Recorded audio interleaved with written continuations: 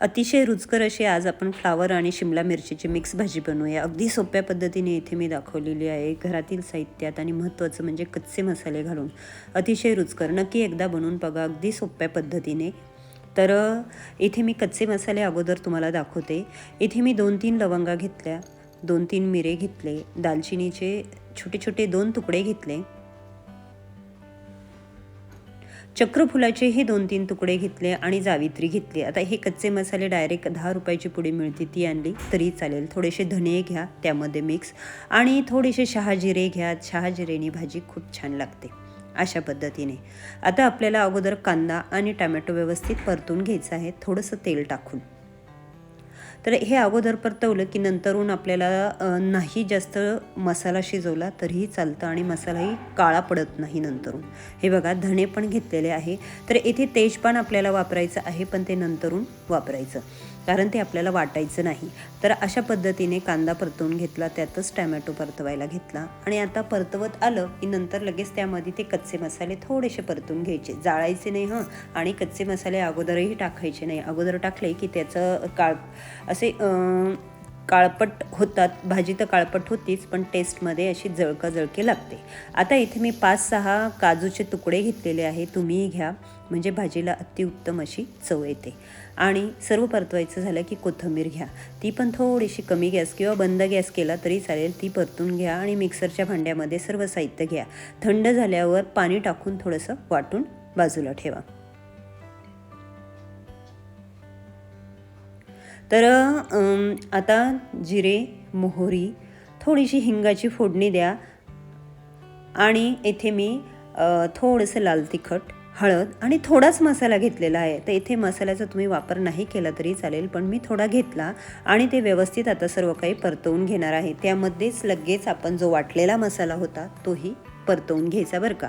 आता परतवताना इथे तुम्ही एक तेजपान टाकलं तरीही चालेल, मी थोडंसं नंतरून टाकलं कारण मी काढून ठेवलेलं असून थोडी विसरले। पण आता ह्याच स्टेपला तुम्ही तेजपान टाका आणि व्यवस्थित परतवून घ्या। खाली मसाला अजिबात जळून देऊ नका। आत्ताच कच्च्या मसाल्याचा मस्त असा वास सुटलेला आहे घरामध्ये। नक्की एकदा अशा पद्धतीने भाजी बनवून बघा। अगदी सोपी पद्धत आहे, घरातील साहित्यात होणारी आहे आणि थोडीशी चव वेगळी आहे, अगदी हवीशी चव आहे। म्हणजे तुम्ही डाळ भाताबरोबर तोंडी लावली तरी चालेल, भाताबरोबर ही भाजी खाल्ली तरीही चालेल किंवा अशी चपातीबरोबर खाल्ली तरी।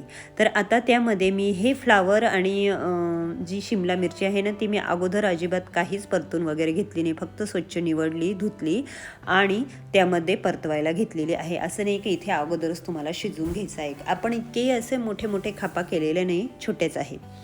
तर सर्व काही व्यवस्थित परतून घ्या। आता तुम्हाला किती पातळ करायची, तसं तर सहसा पातळ जास्त करूच नका, थोडीशी अंगापुरती ग्रेव्ही ठेवा आणि भाजी पण शिजायची आहे ह्या हिशोबाने पाणी टाका।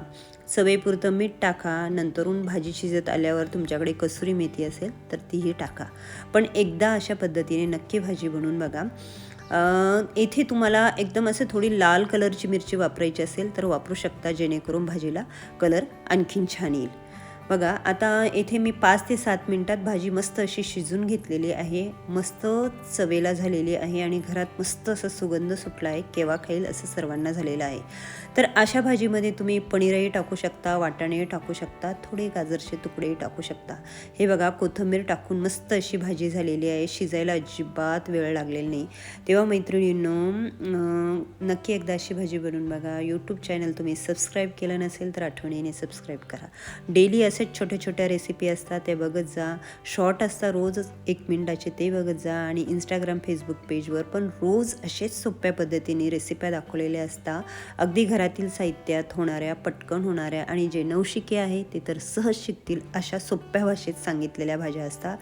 तर नक्की बघत जा आणि इंस्टाग्राम फेसबुक पेज पण लाईक आणि फॉलो करा। तेव्हा चांगले खा, मस्त राहा, माझे व्हिडिओ बघत राहा। रोज अशाच रेसिप्या असतात त्या बघा आणि रेसिपी कशी वाटली ते नक्की मला कळवा छान अशी कमेंट करून।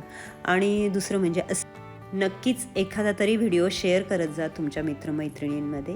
तेव्हा बाय, मी पुन्हा येईल।